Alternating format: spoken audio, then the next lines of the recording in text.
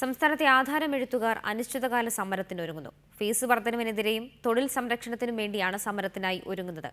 അനിശ്ചിതകാല സമരത്തിന് മുന്നോടിയായി നാളെ ജില്ലാ കളക്ടറേറ്റിലേക്ക് ആധാരമെഴുത്തുകാർ മാർച്ച് നടത്തും.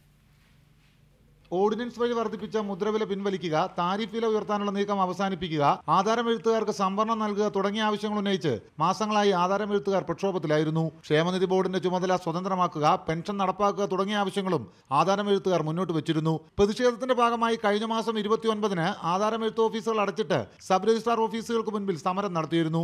എന്നിട്ടും നടപടി ഉണ്ടാകാത്ത സാഹചര്യത്തിലാണ് കളക്ടറേറ്റുകൾക്ക് മുന്നിൽ സമരം നടത്താൻ ആധാരമെഴുത്തുകാർ തീരുമാനിച്ചത്. ഈ ഫീസ് വർധനയ്ക്കും അതോടെ അശാസ്ത്രീയമായ താരിഫ് വില വർധനവും എതിരേക്ക് സംസ്ഥാന വ്യാപകമായി എല്ലാ കളക്ടറേറ്റ് പടിക്കലേക്കും ആധാരമെഴുത്തുകാർ പണിമുടക്കി മാർച്ച് നടത്തുക.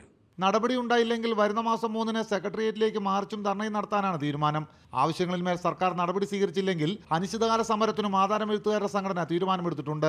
ആധാരമെഴുത്ത് മേഖല പ്രതിസന്ധിയിലൂടെയാണ് കടന്നുപോകുന്നത്. കഴിഞ്ഞ വർഷം 12 ലക്ഷത്തോളം ആധാരം നടന്നിടത്ത് ഇതുവരെ 8 ലക്ഷം പോലും നടന്നിട്ടില്ല. ഇത് തന്നെ ഈ മേഖലയിലെ പ്രതിസന്ധിക്ക് ഉദാഹരണമാണ്. ഇനിയും സർക്കാർ അമാന്തം തുടർന്നാൽ ആധാരമെഴുത്ത് മേഖല തന്നെ ഇല്ലാതാകുമെന്നും സംഘടന പറയുന്നു. റിപ്പോർട്ടർ, ഇടുക്കി.